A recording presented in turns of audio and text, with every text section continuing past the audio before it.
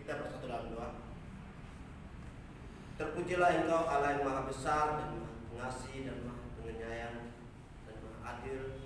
Di pada siang hari ini ya Tuhan, kami sebagai hamba-hamba-Mu, sebagai anak-anak-Mu ya Tuhan, datang di hadapan-Mu Tuhan ya, untuk mendengarkan kebenaran firman-Mu dan menaikkan setiap doa permohonan kami ke dalam tangan-Mu ya.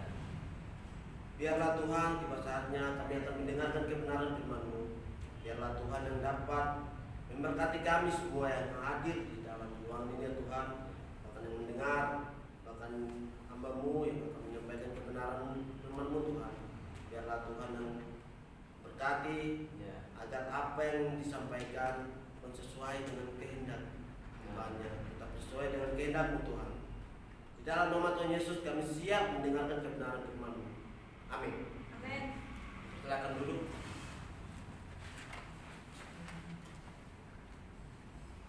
Shalom. Shalom.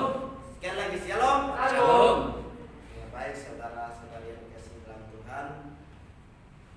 Di pada siang hari ini kita bersama-sama belajar kebenaran firman Tuhan.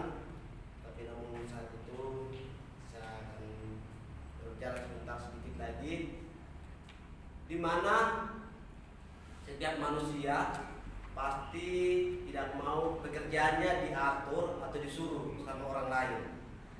Nah, atau mungkin ada setiap teman-teman dan di sini mau pekerjaannya disuruh atau diatur sama orang lain. Pasti yang jelas nggak mau kan, atau diikut campur sama orang lain kan. Tetapi kita di sini kita lihat bagaimana posisi atau keberadaan kita. Kita harus menyadari posisi keberadaan kita di mana posisi kita. Seperti contohnya di kantoran, ada namanya pemimpin dan juga bawahan, ada namanya atasan dan juga bawahan. Jadi kita melihat di mana setiap keberadaan kita, posisi kita. Apakah kita berada di atas atau di bawah, pemimpin atau bawahan. Seperti di sini saya belajar banyak hal, seperti di asrama sini. Pemimpin kita, contohnya seperti Bapak asrama, dalam memberikan kerja praktis. Terkadang kita sebagai anak-anak asrama kita terkadang malas dan tidak mau melakukan apa yang telah Bapak perintah kepada kita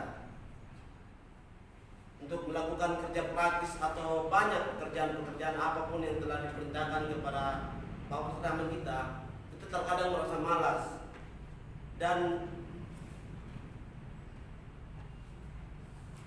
di mana pemimpin kita, Bapak Serata juga memberikan, disuruh kita berdoa. Terkadang juga kita nggak mau berdoa, terkadang kita merasa malas. Pak, jangan saya Pak, suruh yang lain aja.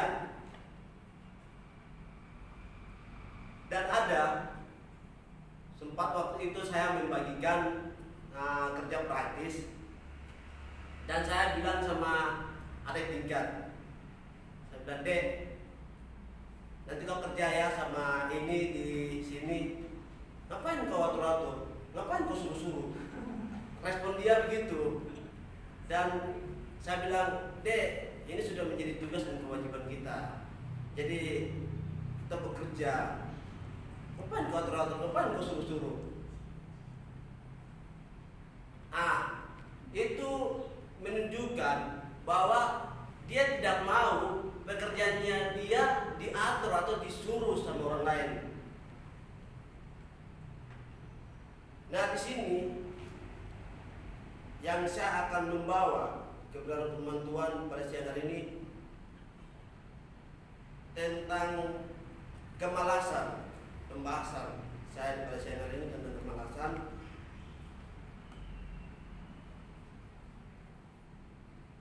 Kemalasan mendapatkan kemiskinan. Kemalasan juga akan mendatangkan banyak persoalan-persoalan dalam hidup kita.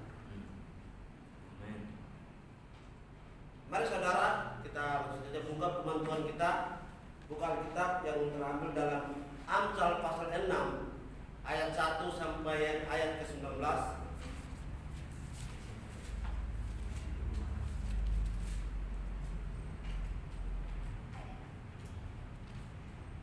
Amsal pasal 6 ayat 1 sampai ayat yang ke-19.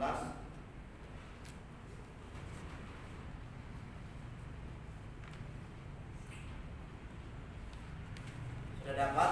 Amin. Kita akan membaca bergantian. Yang ayat yang pertama dibaca oleh kaum pria, yang ayat kedua dibaca oleh kaum wanita. Judulnya berbagi nasihat. Di kaum pertama, para pria. Hai anakku, jikalau engkau menjadi penanggung sesamamu dan membuat persetujuan dengan orang lain, jikalau engkau terjerat dalam perkataan mulutmu, tertangkap dalam perkataan mulutmu, buatlah begini, hai anakku, dan lepaskanlah dirimu, karena engkau telah jatuh ke dalam genggaman sesamamu. Pergilah, berlututlah, dan desaklah sesamamu itu. Janganlah membiarkan matamu tidur dan kelopak matamu mengantuk. Lepaskanlah dirimu seperti kijang daripada tangkapan, seperti burung daripada tangan pemikat. Hai pemalas, pergilah kepada semut, perhatikanlah lakunya dan jadilah bijak. Biarpun tidak ada pemimpinnya, pengaturnya atau penguasanya, Ia menyediakan rotinya di musim panas dan mengumpulkan makanannya pada waktu panen. hai pemalas, berapa lama lagi engkau berbaring? Bilakah engkau akan terbangun dari tidurmu? Tidur sebentar lagi, mengantuk sebentar lagi, melipat tangan sebentar lagi untuk tinggal berbaring. Maka datanglah kemiskinan kepadamu seperti seorang penyebuk, dan kekurangan seperti orang yang bersenjata. Tak bergunalah dan jahatlah orang yang hidup dengan mulut serong, Yang mengedipkan matanya, yang bermain kaki, dan menunjuk-nunjuk dengan jari. yang hatinya mengandung tipu muslihat, yang senantiasa merencanakan kejahatan dan yang menimbulkan pertengkaran. Itulah sebabnya ia ditimpa kebinasaan dengan tiba-tiba, sesaat saja ia diremukkan tanpa dapat dipulihkan lagi. 6 perkara ini yang dibenci Tuhan, bahkan 7 perkara yang jadi kebencian bagi hatinya. Mata sombong, lidah dusta, Tangan yang mengeluarkan darah, orang yang tidak bersalah, Hati yang membuat rencana-rencana yang jahat, kaki yang segera lari menuju kejahatan. seorang saksi dusta yang memburuk-burukkan kebohongan, dan yang menimbulkan pertengkaran saudara.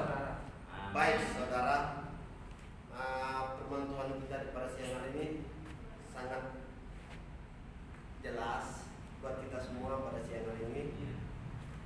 Jadi Alkitab sudah mengajarkan kita bahwa ada masa-masanya di mana kita berbuat salah, dan kesalahan kita dikatakan coba dilihat di ayat yang kedua.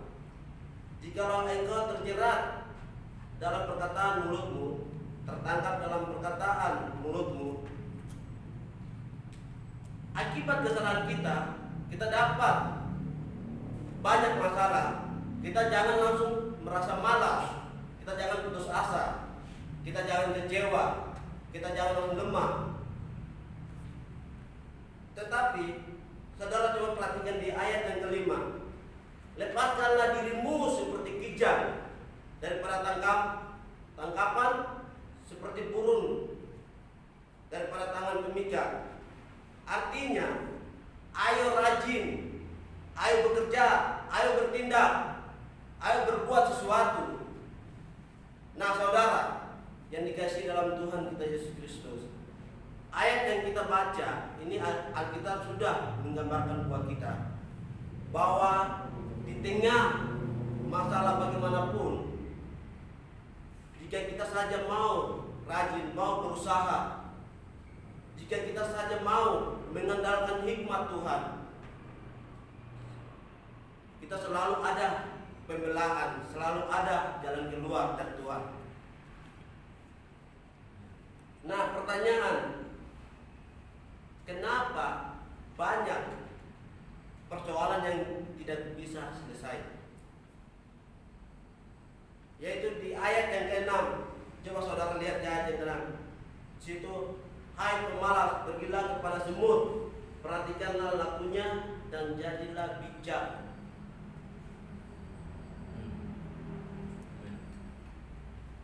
Nah, pertanyaannya, siapa orang yang malas itu?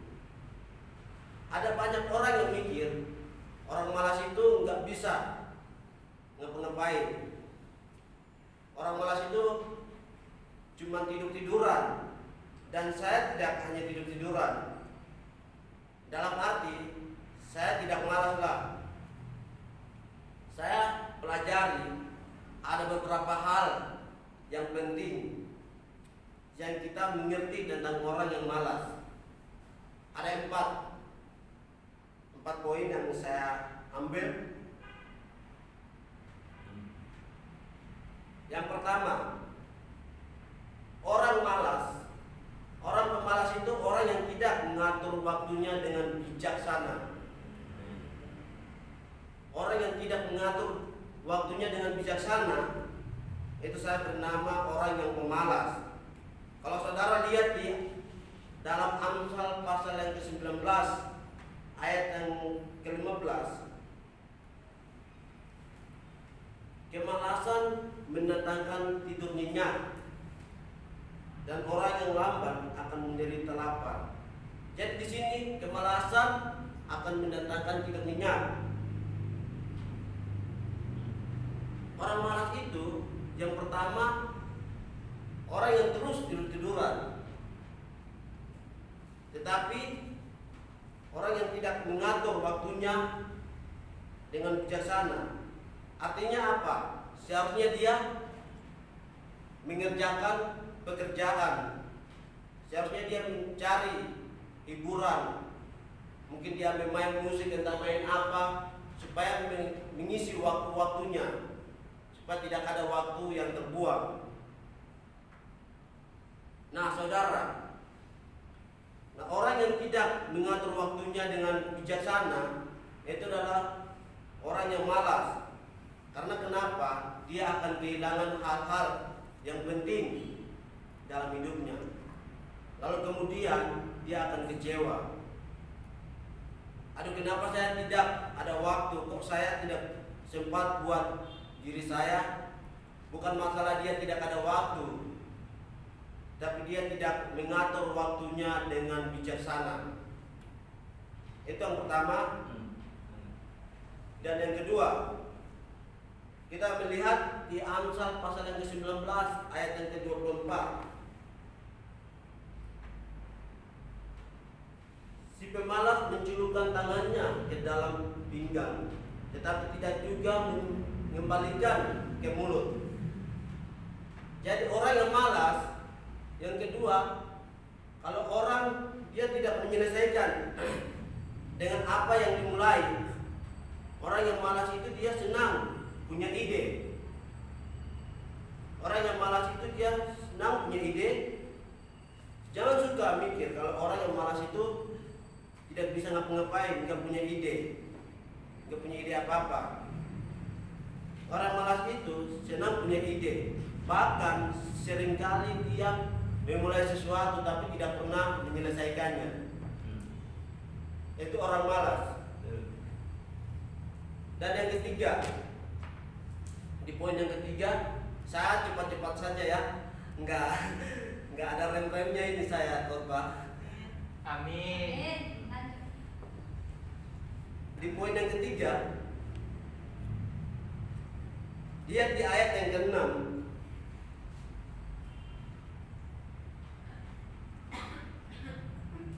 Hai pemalas, pergilah kepada semut, perhatikanlah lakunya dan jadilah bijak.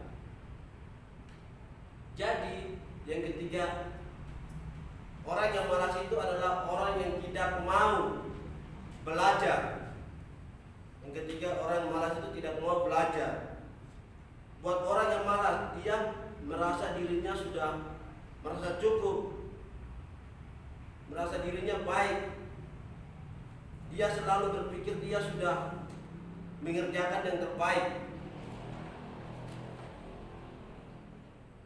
Orang malas cuma hanya mengkritik orang lain, merasa orang lain salah dan dirinya yang paling benar. Dia cuma bisa melihat kesalahan orang. Dia mencari-cari kesalahan orang. Dan dia merasa dirinya yang paling benar. Itu yang ketiga. Dan yang keempat, yang terakhir, kita lihat di Amsal pasal yang ke-26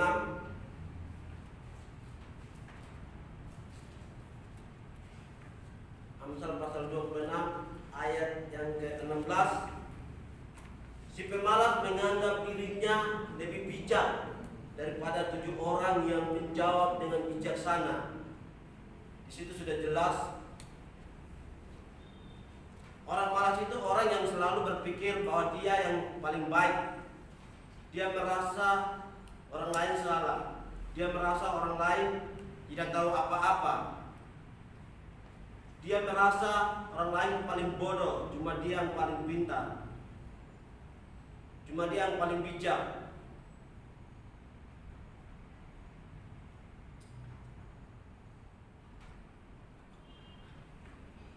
Nah, saudaraku yang dikasihi dalam Tuhan, kemalasan akan mendatangkan kemiskinan.